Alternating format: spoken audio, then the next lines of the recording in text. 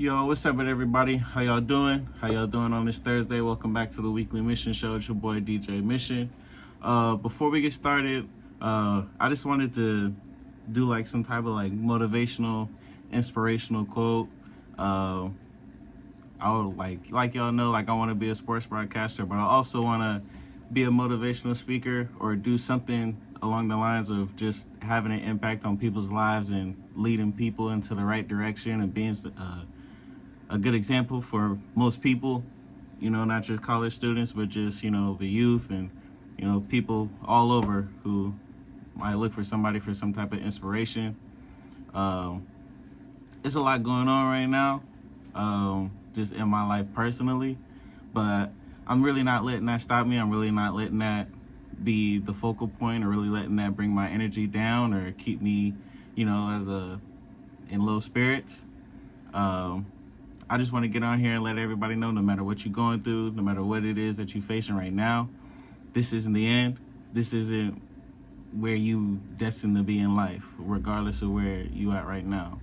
You know what I mean? All you can do is just put one foot in front of the other, push through. You know what I mean? Take it day by day, and every storm will end for sure. Shouts out to my girl Laywa. She's been somebody who has really helped me through this.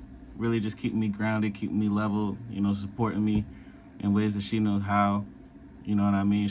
Boy really got one, man, is what I'm trying to say.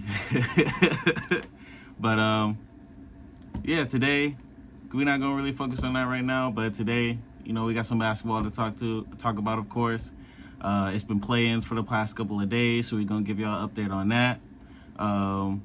With the next matchups going into the next round, you know what I mean? As you know, the Kings won, the Lakers won as well. So the Lakers will be playing the Nuggets in the opening round, first round. Nuggets is the second seed, defending champs of the league. We're gonna talk about what the Lakers could do to ultimately win that round, or just survive and honestly get into the next round and ultimately continuing their journey on winning the championship. So, like I said, I hope y'all doing smooth. All right, enough with that, man. So, on to basketball, right? So, as we know, the Pelicans played the Lakers 2 days ago, and the Lakers ended up pulling out the win. So, for the Pelicans and the Laker game, the Pelicans was 7th seed, Lakers was 8. They ended up playing in New Orleans. I really thought, honestly, that the Pelicans would be able to pull out the win. If you just watch the game, and we're going to break it down, you know, later on in the video, but just watching the game, like, Pelicans had a lot of momentum, and especially in that first quarter, man, I'm not going to lie, both teams were off to a hot start. CJ McCollum struggled, and out of all the stars, he was probably the one that shot wasn't falling a little bit. But Brandon Ingram in that first quarter, Zion in the first quarter for the Pelicans was playing well. Even for the Lakers are hitting cut shots. D'Lo got off to a hot start. He was hitting 3 threes in the first quarter. And a lot of teams didn't miss. Just watching the game and just from my knowledge, the second quarter is when things kind of just really went left for the Pelicans. I ain't even going to lie to you. The Lakers outscored them in that second quarter 34-16, and it really happened. The defense was creating the offense for the Lakers. You see the Lakers getting out in transition, getting the wide open layups, and that eventually opened up the game for their half-court offense and their half-court sets. Like I said, D'Lo had that hot start, so you have players that now have to respect his shot. So on the contest, D'Lo's going by, and that creates opportunities to not only finish at the basket, but to set up other teammates as well, right? That's what D'Lo was really doing. Bron, he was doing what Bron do. D'Lo and Bron ended up both having 15 in that first half. They were kind of the leading scorers for the Lakers. Well, not kind of. They were the leading scorers for the Lakers. Definitely, as far as just scoring, you know, doing majority of the scoring for them. The Lakers don't have a full healthy team right now. Christian Wood is out. They're losing Vanderbilt, who's their best defender that they have. So, you know, it's tough. But another advantage that the Lakers had going into the first half and what continued on throughout the game was getting to the free throw line. The Lakers in that first half had 14 free throw attempts, hitting 12 of them. The Pelicans only had 4. So what that means is during the game, you're getting opportunities at the line, right? So if the Pelicans have the lead, you're able to accumulate points when the time's stopping, so save more time to cut into the lead. And, you know, that's how the Lakers really ended up dominating that second quarter. Rebound, steal, fast break points. They had 14 fast break points. And I ain't gonna lie, second quarter, that's when D'Lo really, first quarter D'Lo was turned up, but it looked like a fan, like, or something throughout the game. Really just made him mad. You seen him hitting threes and then turning around looking at different people in the crowd or talking to the Pelicans bench. And honestly, let's just segue into that for a little bit, because I think I said a couple weeks ago, you know, fans need to just enjoy the game, man. Like, these are professional athletes. They're the best at what they do, you know what I mean? And this doesn't matter what sport it's in. I was at my girls' softball game the other day, or last weekend, wherever their last home game was. She gonna kill me because I don't forgot, but sorry. But even then, like, you see the opposing team's fans, like, just really just egging on the players, the umps. I ain't gonna lie, the umpires for softball, they need to get some better umps too. Wherever that lady was, that was the head umpire, you need to get some glasses, or you need to just look into another line of work. I don't think umpiring is really your thing. No need to be disrespectful. I'm just calling it how I saw it, right? But just as a fan, as a spectator, enjoy the game, man. Don't be egging on the players, because when they start really cooking and they start really getting upset, you know, that's on you. Because we've seen it time and time again. Even years past, Spike Lee doing it to Reggie Miller, how did that turn out? Kevin Hart doing it to James Harden, how did that turn out? You know what I mean? Like, it never really goes well for the spectator or the fan, right? Back to the Lakers and the Pelicans. Fast forward, after Lakers completely dominate the second quarter, Pelicans start making a run. Third quarter, like I said, CJ wasn't really hitting shots. He finished the game 1 for 9 from 3, 4 for 15 from the field, only had 9 points. You know, shot just wasn't falling for him.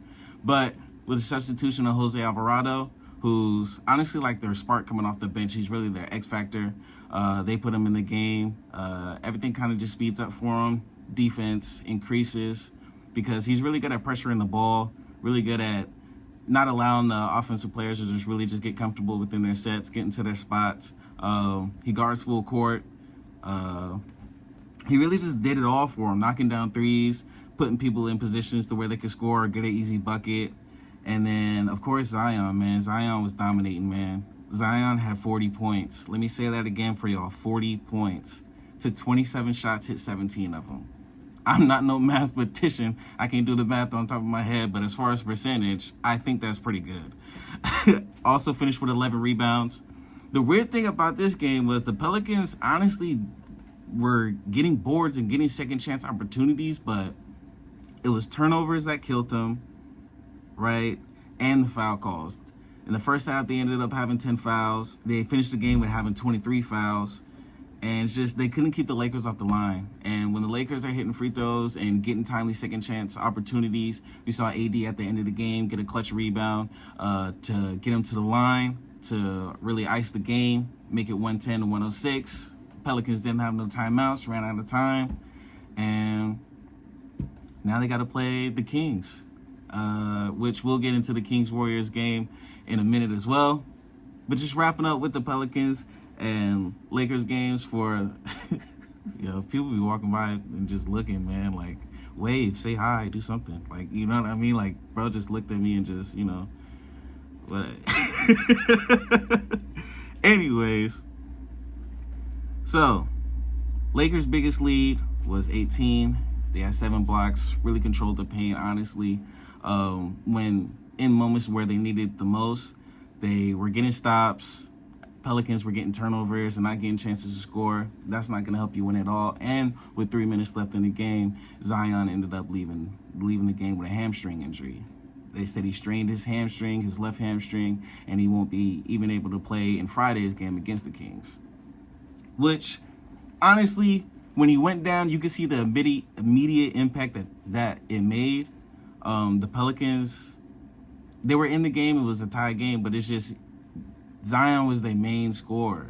You know what I mean? And whenever they missed a three or missed any shot, it seemed like Zion was right there getting the rebound or just there for the timely lob, there to really clean up whatever mess was made. And he was really the only person who was creating his own shot, taking AD on the perimeter. You know, it's tough for any big to really. There's big men who are able to slide their feet on the perimeter and really play defense on the perimeter, but against a guy like Zion who's quick, fast, strong, it ain't really much that you could do. And Zion was getting to his spots, getting to where he needed to go, and putting the ball in the basket. I ain't even gonna lie to you. Until he got hurt, of course. So after he got hurt, you could tell the Pelicans just weren't the same. Really needed him in order to get over that hump and win the game. It's tough, man. Hopefully something's able to change and he's able to come back against the Kings. I know they definitely need him. Obviously, you want him out there. And this was his first playoff debut. So I'm not going to lie. You score 40 points in the first playoff, in your first playoff game ever, in your career, that says something, man. And to go down like that and not win the game, man, prayers for Zion, man. I know he really wanted to win that game, brother. As far as... First, let's get into the Lakers-Nuggets. So the Lakers play the Nuggets first round playoffs, I believe Saturday. And as we all know, last season in the Western Conference Finals, they got swept. Jokic really was just getting anything that he wanted. He was the Western Conference MVP of that series. And it's crazy because game one, Jokic was dominating. And AD finished with 40 points, 10 rebounds. But it just, watching the game, it didn't feel like it, bro. The way Jokic is able to just control the game and really just roadmap how he wants the game to play out, what shots he's looking to get, when to get his bucket, when to create for others. I don't know what the Lakers is going to be able to do. Obviously, you got Bron. You can never count Bron out. But later in his career, I was telling one of my homies, we was talking about the game earlier, usually having Bron, that's really all you need. But Western Conference, bros pushing 45, you know what I mean? Not to say that he can't do it or he's not capable of it, but just guys are going to have to be consistent. Guys are going to have to hit shots. D'Lo's going to have to hit shots. AR is going to have some games where he performs. Rui, he's going to be one of those key X factors for him. And really just honestly, for me, for the Nuggets, limiting Aaron Gordon. You know, he be in that dunker spot, and that's kind of, and the dunker spot is when you're by the block. You know, you see a lot of guys catching lobs or running the baseline and everything like that. For me, just being able to make the Nuggets as uncomfortable as possible, right? You don't want their offense to dictate really how the game's going, because when guys start getting going and guys start knocking down shots and it's the whole team hitting threes, getting to the basket, throwing lobs, and they clamping you up, and they got the home court advantage already on top of that because they're the number 2 seed, Lakers is in for a tough one, man. I'm not going to lie. Should be a good one, but, you know, only time will tell. Kings-Pelicans. Like we said earlier, Zion Williamson is ruled out for the game with a left hamstring strain. Hamstrings are tricky, man. You never know. You don't really want to play around with those. They're the longest muscle to really heal, honestly, because there's really nothing that you can really do besides ice, stretch. Hopefully his recovery is going well and something may change, but he's ruled out as of now. CJ and Brandon Ingram, the last game, really kind of struggled from the field. I don't see that happening back-to-back, especially against the Kings. They've beaten the Kings 5 times in a row this season. So, you know, it's teams like this to where they could go out and go crazy. Especially this is to get into the playoffs, solidify that 8th seed. Whoever wins will be going up against the Thunder, who are the number 1 seed. So this should be a really good game, honestly, from both sides. Both teams are going to go out and put their best foot forward. CJ and Brandon Ingram, I don't expect them to have another bad game shooting. I believe it is in New Orleans as well. So they got the home court advantage. They got that working for them. The Kings are short. Malik Monk and Kevin Huerter both average 15 points. So you have 30 points that you're missing right there. For the Kings, let's just dive into that game, honestly, as far as just the Kings Warriors before we even get into the Kings Pelicans and really break that down. Kings really, rumor has it that they ended the Warriors dynasty.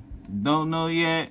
You know what I mean? I'm not one to tell the future. You know what I mean? Like I always say, you asking the wrong person. I'm just here, don't shoot the messenger. I'm just here to tell y'all what happened, give y'all a breakdown. I ain't in to go to the what's for the future and free agency and all that. You know what I mean? But as far as the Kings, as we all know, last year they faced the Warriors in the first round of the Western Conference playoffs. And it went all the way to a Game 7. It was a great series. To me, honestly, the best series of the playoffs. Went down to a Game 7. Warriors obviously ended up winning. And in that Game 7, you could tell that Curry just wasn't going to allow the Warriors to lose. Curry took over the game, finished with 50 points. And the difference from the Game 7 and the playing game now was they didn't really allow Curry to get into any, one-on-one spots. Curry got into the one-on-one, got into the ISO game in the third quarter, and that's where he really turned up. He had 15 points in the third quarter, and this was, as far as shooting efficiency, was his best shooting quarter of the game. The Warriors ended up cutting it close, but shout out to that dog, Keegan Murray. Bro finished with 32 points. 8 threes, 8 for 13. He was over there lighting them up, man. From the beginning, first quarter, bang, bang, bang, bang, 4 threes. It felt like back to back. I ain't even gonna lie to you. Lighting them up, man. I was watching the game with one of my homies, and I'm in my room watching the game, and he's in his room, and I'm just kind of listening. You know what I mean? Like just listening to him, his reaction to the game. And, later on in the game, as they're leaving Keegan Murray open, like you just hear him screaming, like, why are they leaving this guy open? Why are you leaving the hot shooter open, right? Bro has 7 threes at this point. He finished with 8. He's got, he finished with 32, y'all. Why is some of the shots that he was taking was open, but a lot of the other shots, because they are having to close out heavily on the 3 because he is knocking them down, he's able to put the ball on the floor, get off that screen, get to the middle of the paint, floater. You know what I mean? He was just, anything that he wanted, he was getting. And he just wasn't the only one lighting it from 3. He had the best performance, but everybody was hitting 3s. Even Keon Ellis, who was recently put in the starting lineup for Kevin Huerter, obviously, and he's doing a great job and really stepped into the role and is really accepting, his role as part of what they need him to do in order to win games. He had 3 threes, 15 points, 5 assists, 3 steals, 3 blocks. And you could tell the Kings' focal point was anybody else but Curry can beat us, right? They didn't want a repeat of Game 7. So they weren't really allowing them to play one-on-one, right? Him coming off of screens, him coming off of pin downs. You wanted to put multiple bodies on him. You wanted to keep fresh bodies on him. You seen Keegan Murray guarding them for a little bit of the first half. Then you seen Keon Ellis really stepping up and taking that challenge. And as you can tell with the 3 steals, 3 blocks, bro was out there really, he was locked in, bro. Bro was dialed in. I'm not even going to lie to you, man. When I play 2K, I'm definitely putting Keon Ellis in my starting lineup. I'm not even going to lie to you. Bro's a ball hawk, man. Knocking down timely 3s when they needed it, getting clutch stops, getting clutch steals, had a few turnovers every now and then, but experience is the best teacher. And honestly, I feel like for this game, for the Kings and everything that they brought to the table, the way Sabonis was able to control the paint and they were able to get second chance opportunities, and the defense that they showed in the fourth quarter holding the Warriors to 18 points, it's this type of momentum and it's this type of performances that are good going into the next game. With the Pelicans coming off a loss with how they played, obviously they don't want to repeat that. But to go up against the Warriors and showcase that type of dominance and that type of performance, only time will tell who will be able to win, right?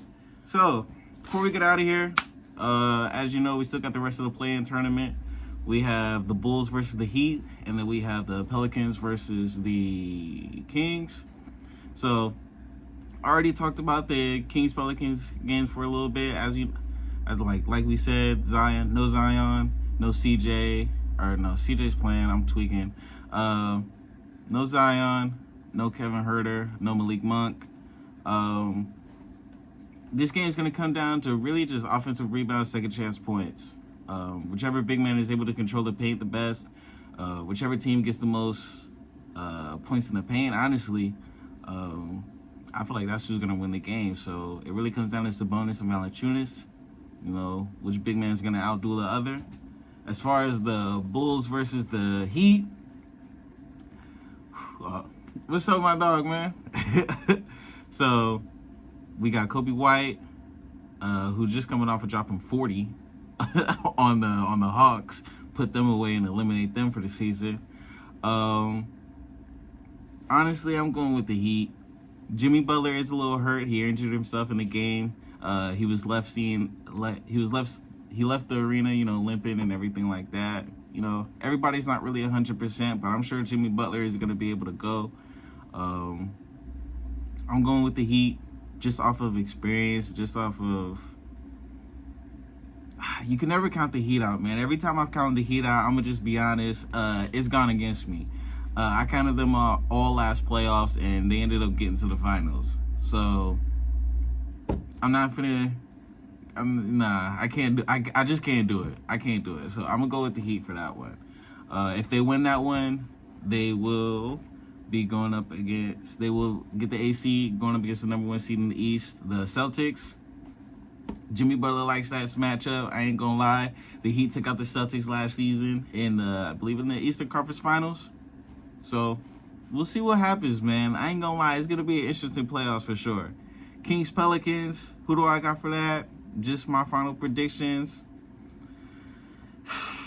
I'm not gonna bet against the hometown team. You know what I mean? I'm gonna go with the Kings. I think their guards are gonna be able to get back in transition. Keegan Murray, he's gonna go into there.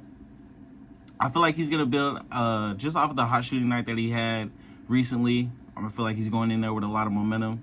I feel like De'Aaron Fox knows what he has to do. Get in transition and really leading that team as far as just controlling the pace of the game. You know what I mean? Wanting to play Kings basketball, getting the team into their sets, creating shots for not only himself but for other people, right? And he's going to have to because, like I said, I don't think CJ is going to go out there and have another bad shooting night. So... if CJ goes out there and goes crazy, Brandon Ingram goes out there and goes crazy, you get Alvarado out there being a pest on defense, you get guys like Trey Murphy running the floor, getting on fast breaks, catching lobs and everything like that. Could be a long night for either team, I ain't gonna lie. But those are my predictions as far as now. Just to end the show, like I said, I hope I'm able to give y'all positive energy, give y'all positive light. You know what I mean? Like I said, I got a lot going on, but who doesn't, right? And I'm not going to let that stop me from really doing what I want to do and accomplishing what I need to accomplish and working on what I need to work on and really chasing the dreams that need to be chased. I'm doing everything that I got to do. I'm doing everything that I could possibly do, and I'm going to do a whole lot more, right? And I'm just happy that I'm able to get in here, talk to y'all for, an hour or so, give y'all great content, talk basketball with y'all, share my knowledge. And just for anybody out there that's listening, that's going through a rough time, going through that tough time, it always gets better. There's light at the end of the tunnel, I'm not even gonna lie to you. And we in it together, man. I'm here with you. I hope whatever you got going on gets better. I'm hoping you able to shine and smile at the end of each and every day. Wake up and smile each and every single day, regardless of what you got going, regardless of the struggle. You know what I mean? This ain't my first time going through something. It won't be my last. I love and appreciate y'all. To my girl listening, I love you. You know what I mean? Get to that postseason. Do what you need to do. You know what I mean? Yeah, man, to the host team, to the whole softball team, man. They playing Weber State, I believe. Go out there and get that dub, man. And I'm going to continue playing music. For those of y'all that want to stick around, those of y'all that want to call in, you're more than welcome. I appreciate y'all. Thank you for listening in. I'll catch y'all next week, man.